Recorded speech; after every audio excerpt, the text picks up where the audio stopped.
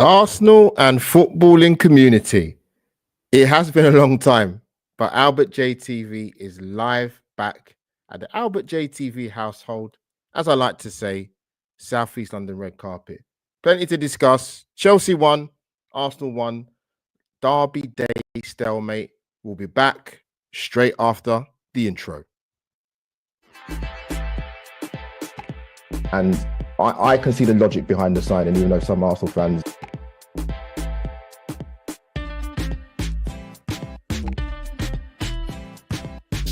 We actually worked a good passage of play. Arsenal and footballing community. Like, share, and most importantly, subscribe to Albert JTV.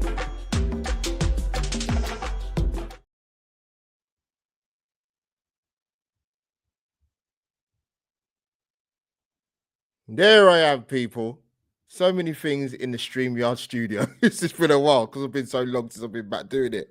People, welcome back firstly. It's not been a long absence, but it's been because of work and I wasn't feeling particularly very well, if I'm going to be honest with you, but I'm back to full health, even though Arsenal make me feel like I'm not back to full health, but that does happen watching our beloved Arsenal team. But people, as I like to say with the obligatories, absolutely annihilate the like button, share on Facebook, going live on YouTube, and going live on the X feed as well. So retweet on there as well. But yeah, it's good to be back, man, despite Arsenal's in different forms. So you'll see my Southeast London dulcet tones as you look at me now. And radio listeners or audio listeners, I would like to normally say, this will be put out on the Apple download and also the Spotify download. So you can hear this on the audio platform as well as watching this live. And you might even watch it back as well. But yeah, people, plenty to discuss, man. I don't know how I feel initially, sort of after the game. It's a little bit disappointment. I'm going to be honest. So I'll break it down and go into sort of context with the game. So Arsenal get a draw away to Chelsea.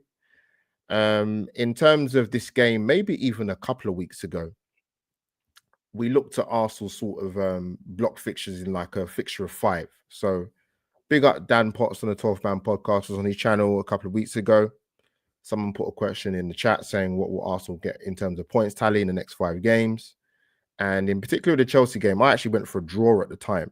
I was subsequently asked the same question probably a week later, and then a few days before the game, and I stuck with it because I have to go with what I see with the way my team are playing. And at the moment, it's to say it's indifferent would be an understatement. And I think probably for the first time, let me sort of strip it back before we get into sort of the deep details of many things. But team lineup, I'd be struggling to see any Arsenal fan when they looked at the team lineup for the Arsenal team lineup today against Chelsea that would have been disappointed. I look at the inclusion of obviously Declan Rice and Martin Odegaard, and I understand why they started, despite Martin Odegaard not kicking the ball for just shy of a couple of months, if we're going to be honest, if you total up all the games and when he got injured on the last international break. Declan Rice, I think if they actually officially confirmed it's a broken toe or he's got some kind of foot injury, he came back into the fold. And yeah, Ben White at right back, our mainstay centre backs, Gabriel Saliba, Timber at left back. So we were strong, man. We were strong. You can't argue with that team. So if I break down the game in sections, I thought we started off okay.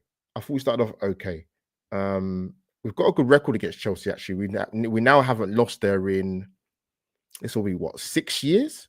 So going into the game, people might think, oh, wow, but why wasn't you extra confident or, we've got a good record there? No, I have to go by what I'm seeing with the Arsenal side right now at the moment. And I went for a draw. I thought we would concede because I think that's the 12th game we've conceded in the 12 goals we conceded now in the Premier League. So the clean sheets are not like they were last season. So that's why I thought we conceded. But I thought we started the game well, man. I thought we did. I thought we was okay. But in terms of chance creation, not loads. But sometimes in games, you know what? Particularly London derbies, you're away from home. I know Chelsea have had an indifferent couple of years, to say the least, but we are away from home and it is London derby. But there'll be chances in the game. Chelsea had a massive chance with Gusto at right back with the header from Pedro Neto's cross, who did give us a few problems. He's a good winger. He's a good player, Pedro Neto. But it was a very scrappy game, though. I thought it was very scrappy. I thought Arsenal started okay. I thought Chelsea had a bit of passage of play during that first half. Then it went scrappy for about 20, 25 minutes. So it was a bit up and down. It was. I felt that watching it. But I said sort of a couple of days before the game, Arsenal have to win this game hook or by crook.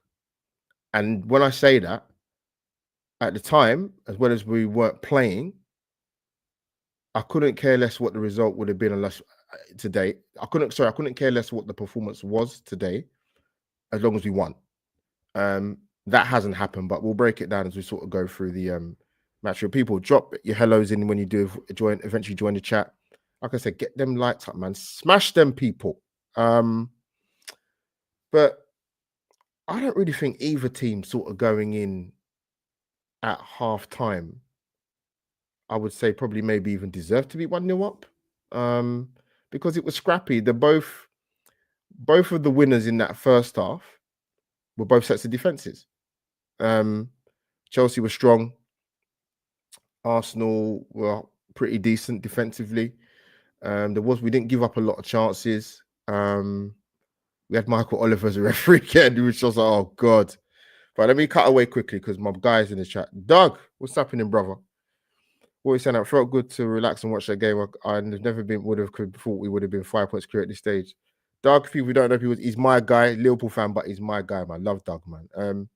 Yeah, listen. Your boys, I think the thing with Liverpool, Doug, is you could understand as a football fan if you're watching me, you know, they're scraping wins and yeah, they're getting over the line just about. But Liverpool, that's not the case. Liverpool playing well. You're playing well. And when I watch you guys play in comparison to the way Arsenal play with the attacking players that we do have, you seem like you've got a lot more pace in the side. You move the ball way quicker than we do. And it makes it easy for teams to play against us. And Doug, this has been one of my bugbears of Arsenal for quite a long time, is us, and this is nothing new that I'm saying, people, so this is copy, paste, repeat. We move the ball too slow. Too slow. If any Arsenal fan wants to disagree with me when they watch this now or watch it live, look, Doug, you're a Liverpool fan, so you tell me what you think for the naked eye. We move the ball too slow. And Gary Neville said something in the first half, and I totally agreed with him. He said, Arsenal need to be better with the ball, man. We do. Like, there's times I'm watching us play in our half of the pitch. And when you normally hear me talk about Arsenal moving the ball slowly, yes, I want them to move the ball quicker, transitions, and get the ball a bit quicker up the pitch and 1 touch, 2 touch. But what I also want to see is them just pass the ball forwards. And that's not even a pace thing. Get the ball forward quicker. If you don't want to get it quicker, just move it forward, please. Like, just too much time on the ball, like Rice and Partey. It's too safe. I have no problem you recycling the ball.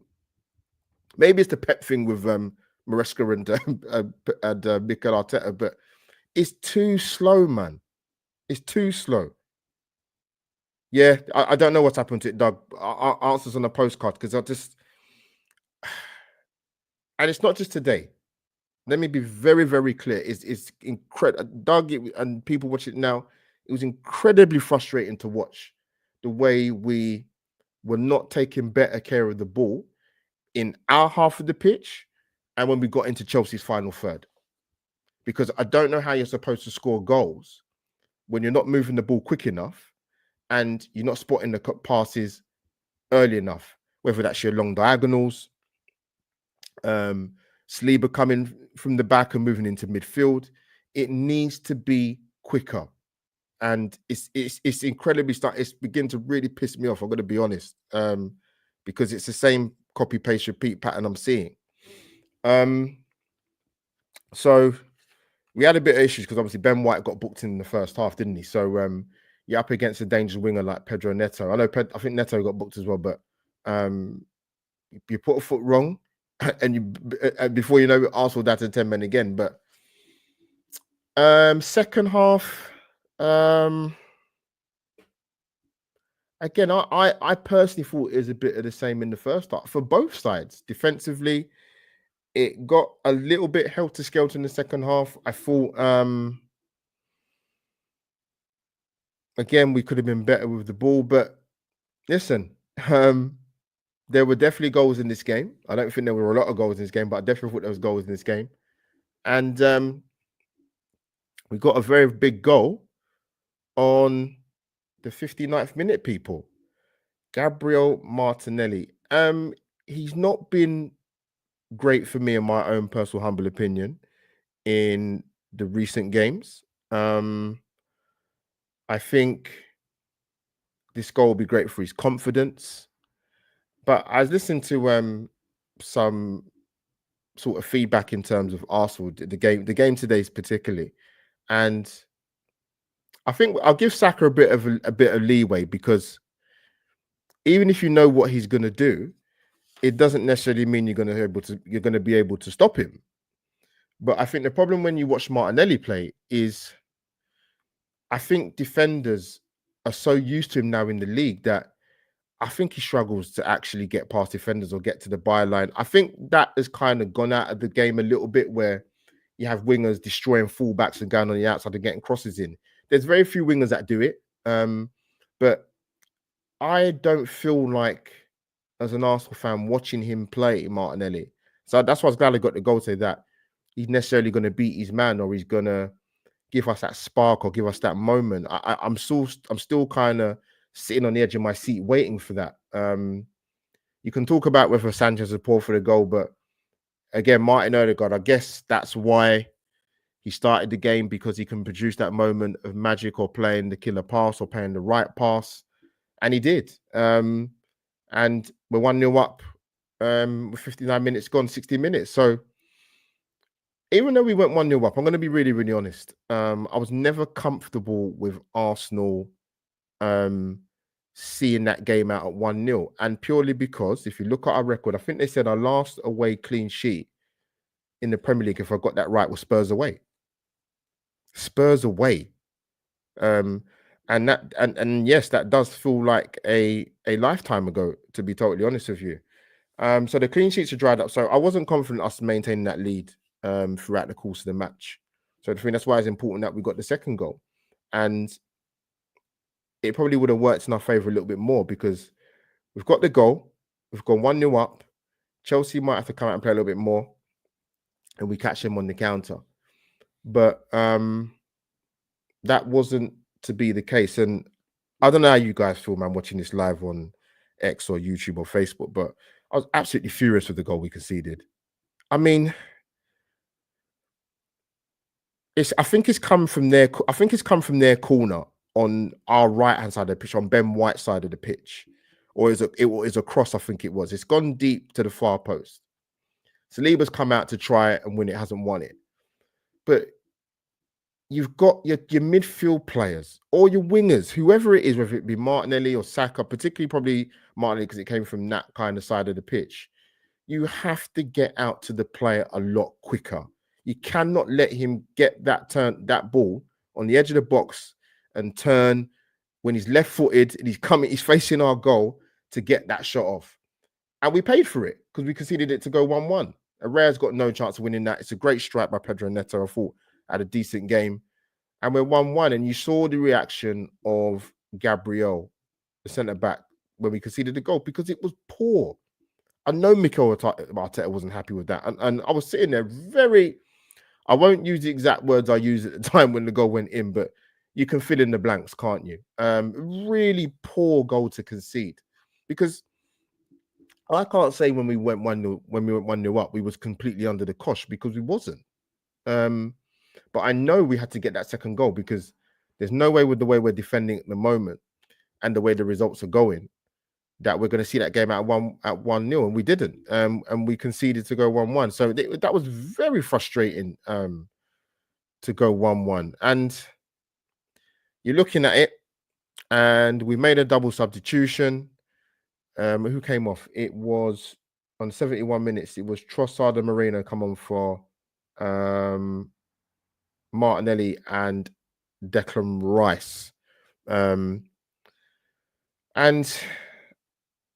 I thought, to be fair, people might not agree with this. I thought when Mikel Moreno came on, he showed that little bit of quality to get on the ball and try and make things happen. Yes, he gave the ball a couple times away, but so did a lot of the players did, in the Arsenal side. But there was a little bit of a difference there when he came on.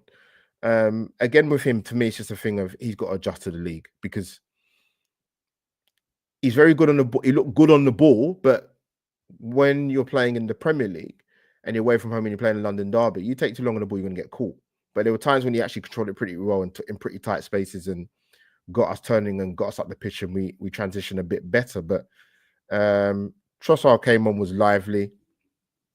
Obviously, the goal was offside in the first half from Havertz. That would have been great if that had happened. But we had one more chance to win it. We had one more chance to win it, Doug, or anybody else watching the chat. But the thing is, having watched the replay, I mean, Havertz was absolutely furious when Trossard touched that.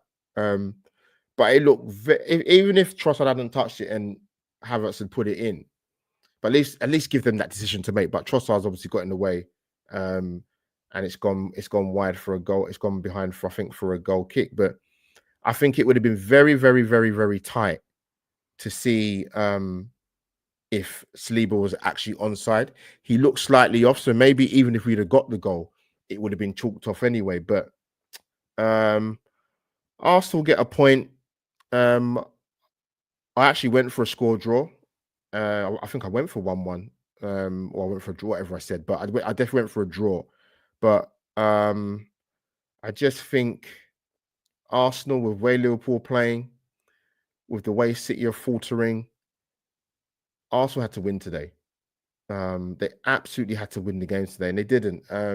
We didn't lose, but there will be some sections of our fan base that will be saying, look, we've gone to a London derby, away from home against a side who we've got a good record against. They might see some positives in it. I probably would have to watch back some highlights to watch it again to see what I would kind of tick off as positives for that game, other than the fact that we didn't lose. But I think for me, the fact we're the run of form we're on, and we're still 4 points behind Manchester City. We're 9 points behind Liverpool as well. I think it was even tough before that game started today, to be honest, for Arsenal to be considered, pushing for the title, because that was a hammer blow last week, and we had to go into this game with a lot of pressure and win the game. And Mikel put out a strong team. We put out our best team, I think, personally. We went 1-0 up, which is a good thing, because I've said this in a couple of podcasts, and Arsenal podcasts I've been on, that with Arsenal, they concern me when they go a goal behind in games, because the way we're playing, I don't think we're capable of turning things around at the moment. People talk about the international break, saying that they've come at the right time. Yeah, I would agree with that for Arsenal, because I think there needs to be some serious fine-tuning there. We've spoken about the striker talk of Arsenal to his blue in the face, and it won't go away. It won't go away. I see Arsenal play this season. I don't think we've been great. Man City away, we defended resolutely. PSG was a really good game. I was there for that one. But if I'm really going to be really, really brutally honest, I've not watched a lot. I've not enjoyed watching Arsenal play this season at all. I haven't. For the quality of players that we've got, that's a sad indictment to say that. I don't care if it's 11 games in. I always say, your eyes don't lie to you. We moved the ball too slowly. Some people saying now our wingers are too predictable. We need to be better on the ball, and to be better, in order to be better on the ball, in order to transition better, you need to be better on the ball. Partey sprayed some passes loosely. Rice, we couldn't get down their flanks really. Cucurella got man of the match, didn't he? Which fair play, I give that to him. I thought he's good. He's had some really good battles against Bukayo Saka in the last sort of 3 or 4 meetings they've probably had, even when England played Spain. I think it was in the Euro final. But we don't know where Arsenal are going to buy the next win from. We've got the international break. We've got Nottingham Forest back at home. I won't be there for that game, unfortunately, just because I will be going to a very special occasion for Mr. Tom Canton. So to try and go to the game, then come back home, and then get myself to Maidstone, it logistically it's not possible to go and watch the game. It just isn't. So I'm gonna have to try and watch the game by let me put this politely, other sources for the game. But that's Arsenal. What's that? That's 5 points out of 15 for Arsenal. And when you're going for a Premier League title, that's not good enough. There's games that I've watched Arsenal play this season. We'll go back to striker talk because I think it's relevant. Many other Arsenal content creators, for example, will say to you that a striker was not the priority, or the central areas of the pitch were more of a priority. Maybe getting in a new left back before we signed Calafiore. Many different conversations, but mine, I've always been down the same line, man. Arsenal need to get a striker. I'll give you examples why. I said when we played Newcastle last week, which was a shambolic performance. Saka goes down Newcastle's left-hand side, 25 minutes into the game, puts an absolutely beautiful ball across the box, begging to be smashed into the net. No one's in there. Saka would have been within his rights to go into that changing room and grab some people by the shirt collars and say, why are you not in the box to stick that in the goal to make it 1-1? Why are you not there? When you talk about strikers, it's clutch moments. I'll give you examples, right? Because I want to give some context to what I'm saying and why I talk about the striker situation at Arsenal, why we need to get it forward. And by the way, let's not kid ourselves. Arsenal wanted to buy a striker, but they wanted Benjamin Sesko. You look at when Forest came into the Premier League under Steve Cooper. When they stayed up, why do you think one of the main reasons why they stayed up? Taiwo Awoniyi, striker, went on an amazing run. That's why they stayed up. Look at Palace towards the back end of last season. Yes, you can talk about Eze. Yes, you could talk about Elise. Yes, you could talk about the likes of Anderson and Mark Gay at the back. Look at who's scoring the goals for them. He's been phenomenal in the calendar year, actually, by the way. John Philip Mateta, striker. If you want to go really way back, and I'll show my age now. When you watch this back, remember when Bolton was in the Premier League? Michael Ricketts at Bolton had a standout season. I think he scored against United. He scored against Arsenal. I think he scored against Liverpool. And he scored goals that season for Bolton. And it kept them in the league. So my point is, whether you're at the top end of the table, mid-table, challenging for Europe, relegation battle, even look at now Nottingham Forest this season. Chris Wood is in the form of his life. You need your main man there. I don't care how you set up tactically. You cannot tell me. I don't care about how many touches Haaland has in the box or outside the box. He is the difference maker why them guys won the treble and why they won the league last season. You have to have your main man up front. And that's nothing against Kai Havertz, by the way. So Arsenal, until they actually really address this, the questions are going to come up. There's going to be moments in games where we don't create a lot of chances, or there's a couple of chances and we don't have that killer in the box to make the instinctive run to put us 1-0 up, or to put us back at 1-1, or to go 2-1 up. And that's a huge problem. You can talk about the midfield. That's another conversation, but I'm talking specifically about a striking area.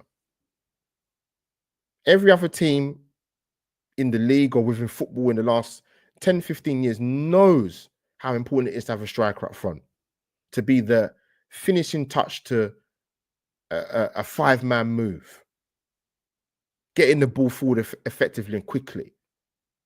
You've got to have that focal point, whether it's someone that runs in with pace, has got height, has got physical capability. You need to have, if you have all three assets, then it's even better, but you need to have that. And until Arsenal address that, that's why I was never hoodwinked with us scoring the amount of goals scored last season, because the fact of the matter is you still need the main man to score the goals. And I'm talking 20 plus goals. Not including assists, not going 20 plus goals. You sticking the ball in the back of the net. That's why I was so hot on Victor Gyökeres since December last year. Because, and this is the thing with Gyökeres, it's a pipe dream. Because let's be honest, regardless of who you support, Doug, if you're in the chat, Liverpool fan, myself as an Arsenal fan, we support Newcastle, Man United, Liverpool. Your club, your manager, your people in the hierarchy, when you bring players in. If you want a player, you go for him. Arsenal wanted Declan Rice, they paid the money. Arsenal wanted Calafiore, they paid the money. City wanted Jack Grealish, they paid the money. Arsenal, for me, looking from the outside, didn't want Victor Gyökeres.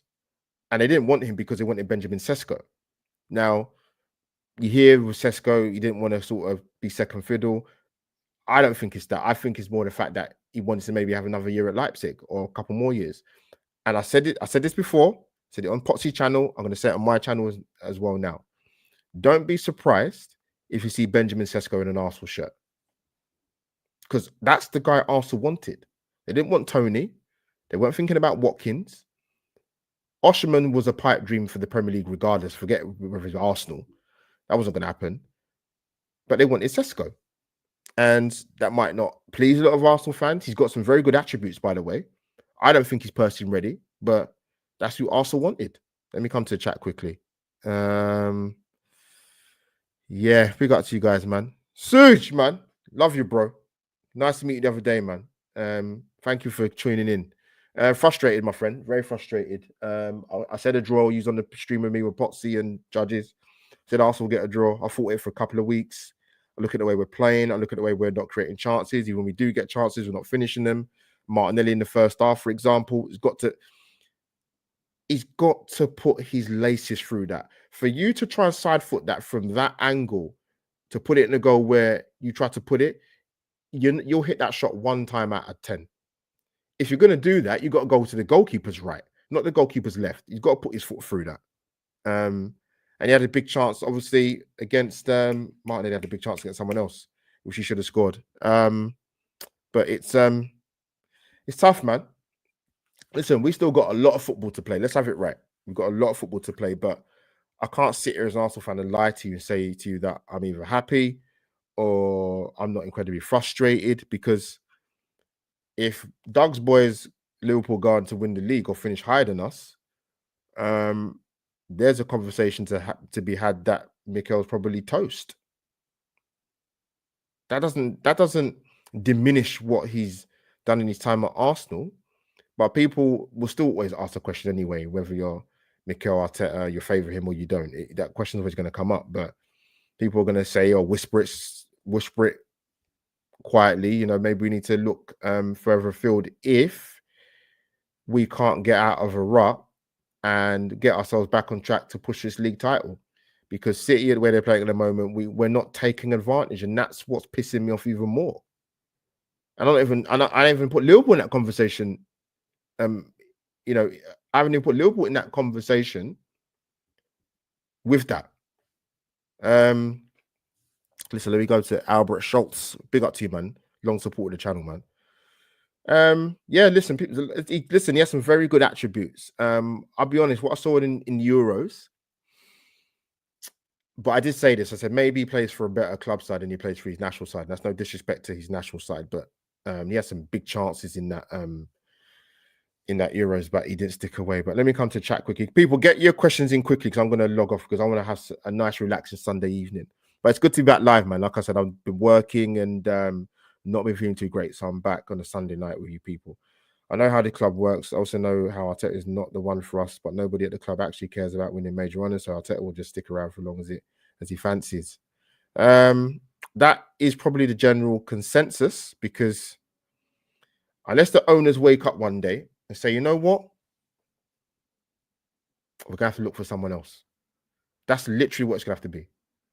Unless Arteta goes on a 15-game run where we don't win a game, then you'd be like, yeah, you know what, even the Cronkies might have to see sense here. But I don't mind the international break because then you can recharge your batteries and go again. But I looked at Arsenal's run of games. Actually, I just got it in front of me.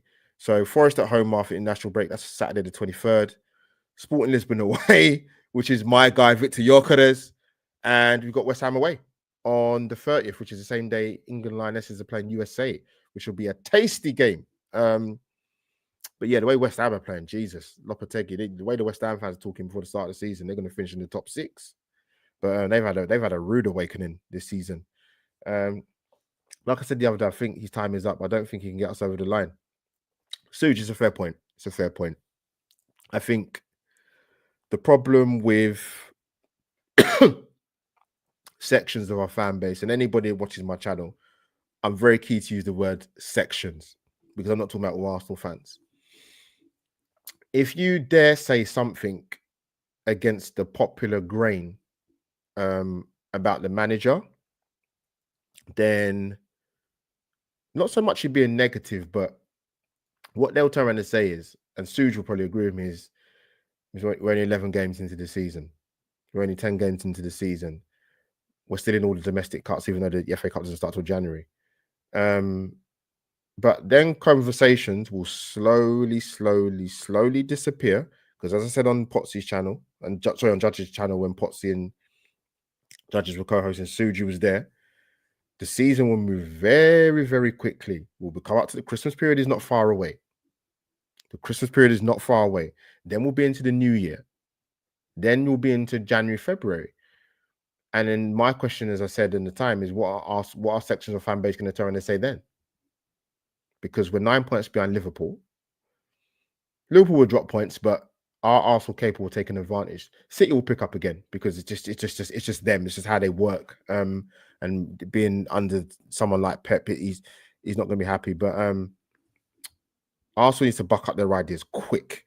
And Forest won't be easy because listen, one thing they have got, that was a great game, by the way. If anybody watched it, the Newcastle Forest game, brilliant game of football, brilliant.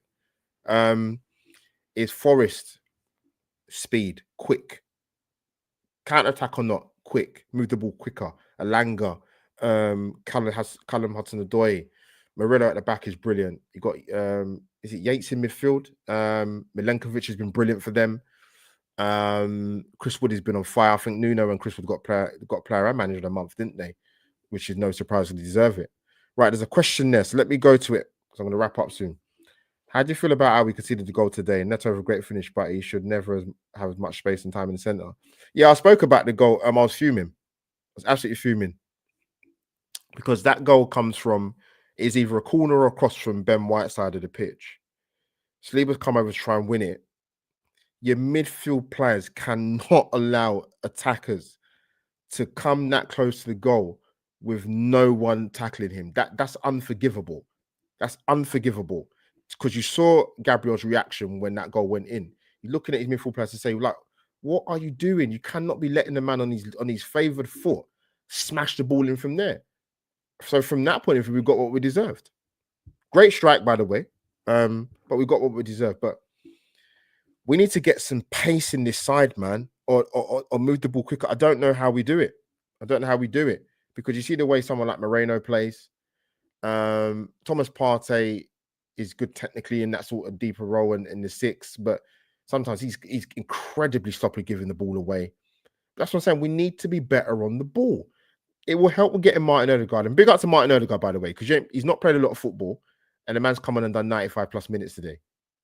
So he's had to manage himself during the game. I'm actually surprised he was kept on for as long as he has. Still baffles me how Waneri didn't come on today. I couldn't believe Jesus and Trossard come on before him. On God's honest truth, I was shocked they came on before him.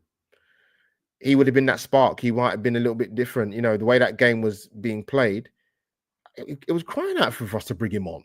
I mean, am I alone in saying that? Again, he didn't feature. I don't get it, but you know, I'm not Mikel Arteta, so I don't know what he's doing with Ethan.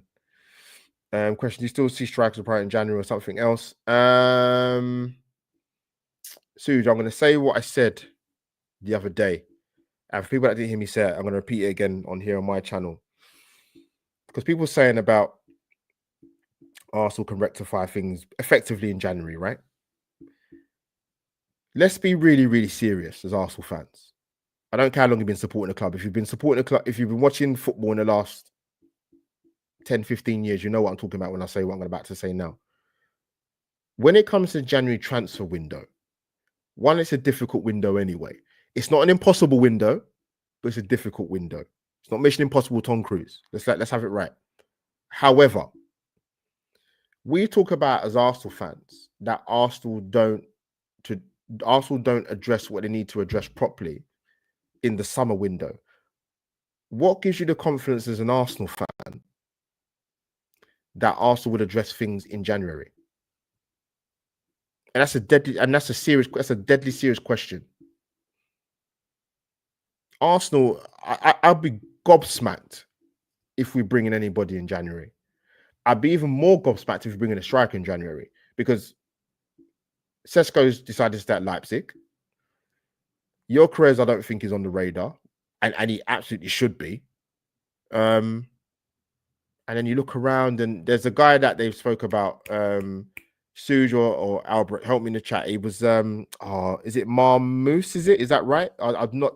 Is it the guy? Is he at Frankfurt? Is that right? Have I got that right? I'll have to do some more research then. But I've heard that name being floated around a couple of times. I've heard about Victor Boniface. Like, there's so many strikers that get spoken about, but you have to understand something. Arsenal know what their targets are. Havertz was a target, they went and got him. Rice was a target, they went and got him. Calafiore was a target, which who they really wanted, they went and got him. Gyökeres was probably looked at, too much money. I'd rather you pay the dollar for someone like Victor Gyökeres. And let's have it right, Victor Gyökeres is not over the hill. He's like 25, 26. He's a perfect age. And anybody that knows me, this is not just, I've not just jumped on the Victor Gyökeres bandwagon, by the way. I've been speaking about this guy since December last year. Watched him in the championship for Coventry, got a move for Sporting Lisbon, has been phenomenal, goal and assist machine. You understand? So, listen, it's going to be a tough one for us Arsenal fans to strap yourself in, man, because it's going to be tough. That's the guy. That's the guy. You know what? I'll set myself some homework, man, because I've heard this name, man. I've heard this name. Sesko scored 3 on 10 games. Sporting playing. Yeah, I know Sporting are playing. Do you know if Gyökeres has scored tonight? You probably know what FC. He probably has, to be honest with you. Check if he scored, people.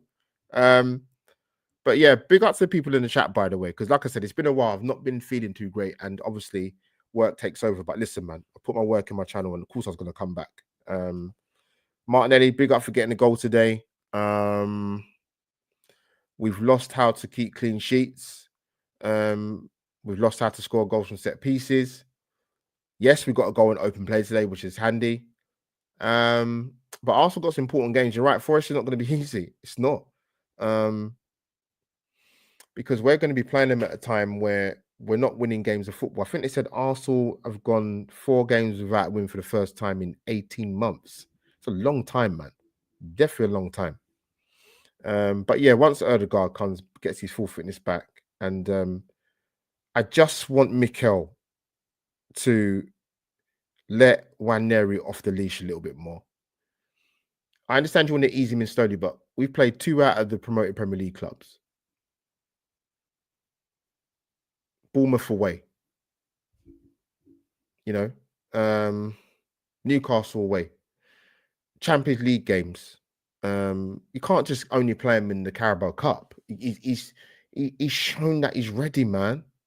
Like, he's not the only youngster in the league. Like this, when Liverpool walked through Harvey Elliott, going way back in the day, James Milner, when he started for Leeds, he was 16.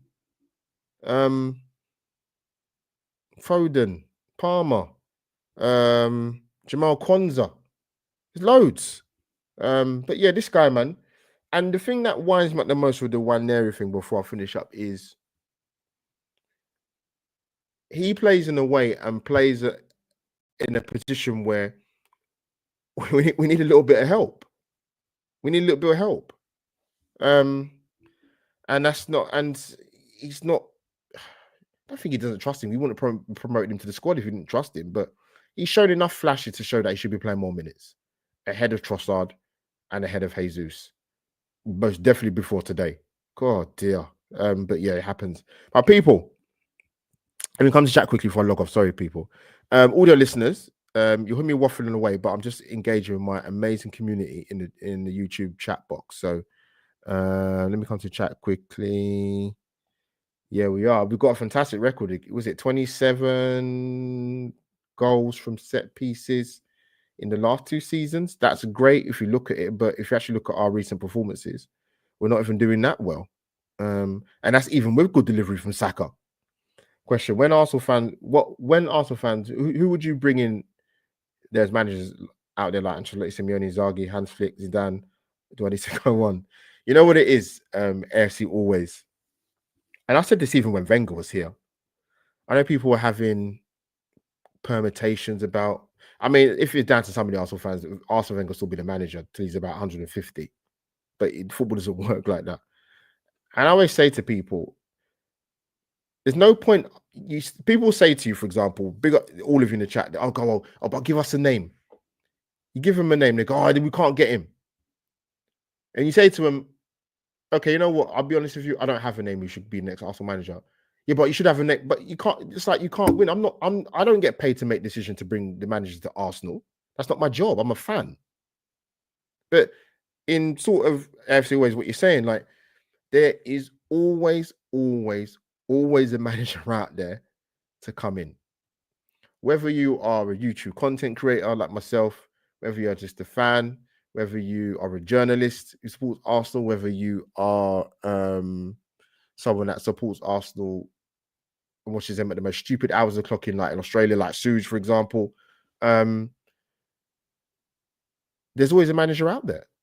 I think we're so stuck in the love for Mikel. I like Mikel Arteta, but he's not going to be here forever. So, there will be a point, there will be a time, and don't let the sentiment kill you, Arsenal fans, sections of you, but there will be a time when that discussion has to be had to take on the next level or to take us to the next level to get us over the line, whether that be a Champions League or a Premier League, because it's been too long. And I think when you're going again for another season, it's tough, man. Like you go close for 2 years in a row, it's tough to go again. And I think we're finding that out. And actually, I think we've been quite fortunate with injuries in the last couple of years. And I think this season is what some of the other clubs will say, well, actually, Arsenal, we had this a few seasons ago as well. We also a lot of critical players. And we're having it this season. I think that's the difference, if I'm going to be really, really honest. But yeah, man, you guys are doing your bits in the chat, man. Do you, Emery could do a better squad with this? I don't know if Emery, because you know what it is. I watched Villa play last season a lot of the time, and there's one game they played. I don't know how they lost that game was disgraceful. They played United away at Old Trafford. They was 2-0 up and they lost 3-2. And his teams do that, Emery. It's odd. Like they'll be dominating games, they'll go 2-0 up. And they lost that game. I mean, I think last season they lost at home. They got smashed by Tottenham at home. They just pull out these results out of a hat under Emery sides, by the way. Sorry. So I don't know, Suge, man. I don't know. It's a good question. But I'd literally have to flip a coin to give you an answer if I'm going to be really, really honest. Yeah, so always Arsenal, Albert, are the Cronkies to blame for this, for hiring one manager who is a novice manager, a football club like Arsenal for keep giving him a new contract? Apologies. I think the Cronkies are to blame if you're someone that is probably had enough of Mikel Arteta as manager, or you don't feel we can take us further forward. The problem is what we think as fans. And listen, we can't go and storm the Emirates and act like hooligans like certain fan bases that I know very, very well that I live close to. And that's all I'm gonna say. People probably come for me for saying that, but they know what I mean, if people know where I live in London. But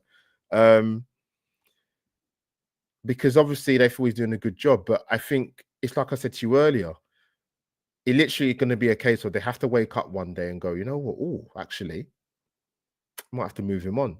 I know this is a completely different kettle of fish. What I'm going to, but in the Championship, Coventry went to sack Mark Robbins. I mean, I'm not a Coventry fan. I couldn't believe it.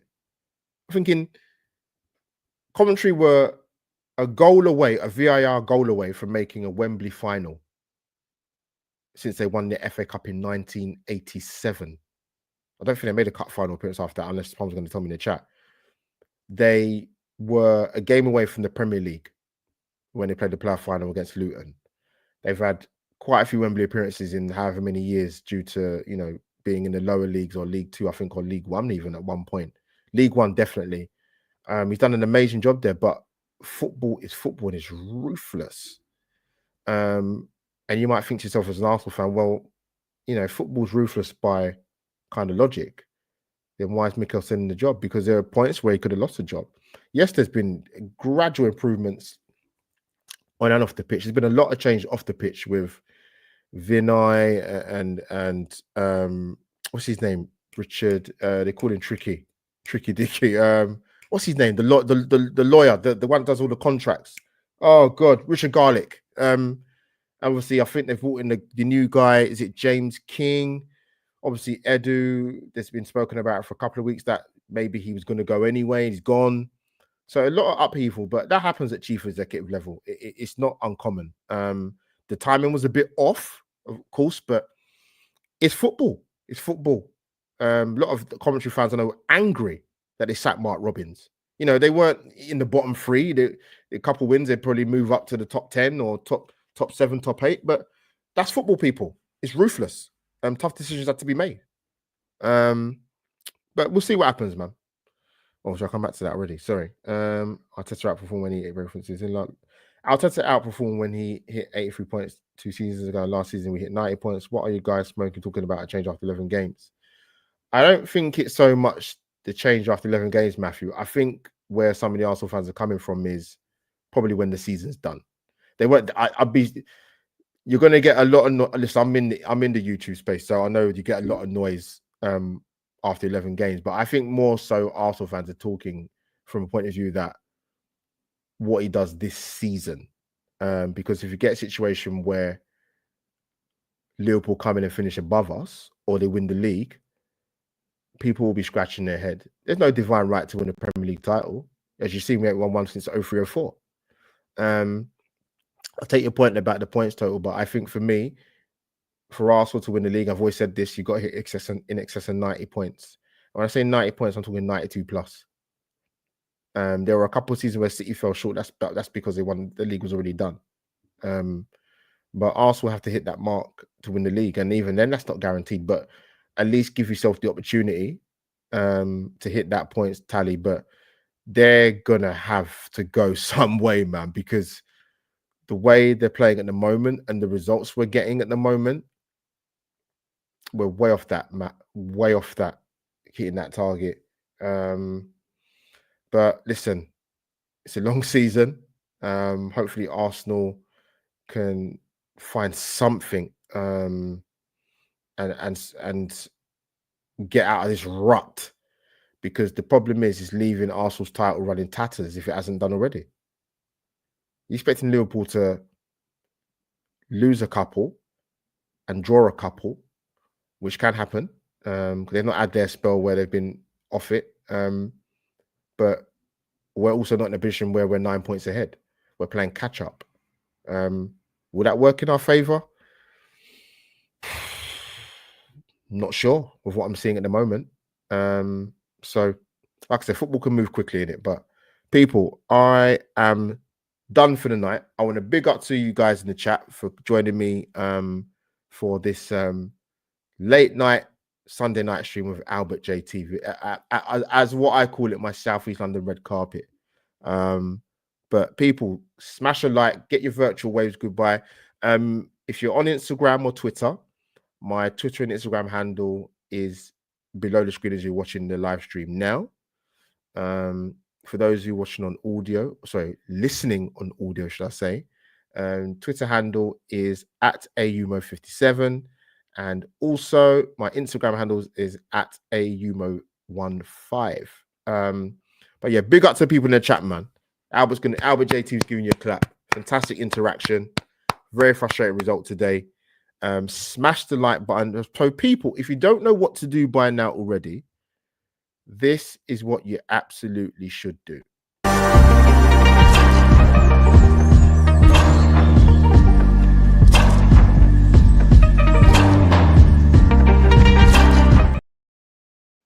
And there you have it, people. Subscribe to Albert JTV.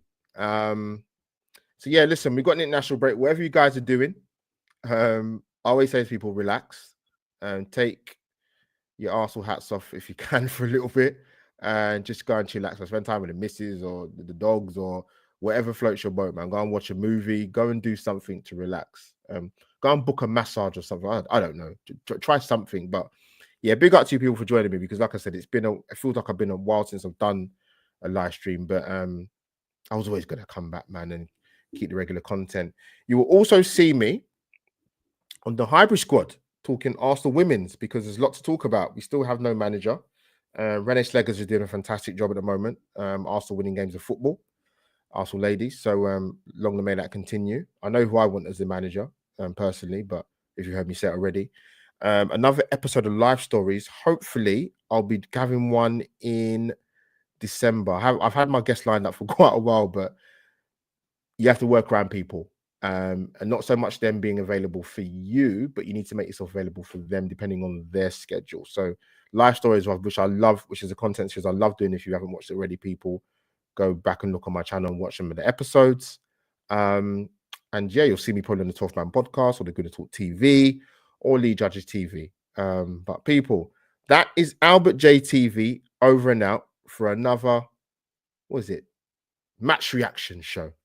So smash the likes, subscribe to Albert JTV, get your virtual waves and goodbyes in. And audio listeners, you will never, ever, ever be forgotten, because it will be out on the audio download on Spotify and what's the other one?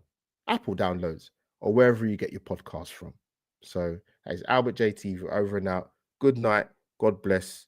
And Albert JTV will see you soon.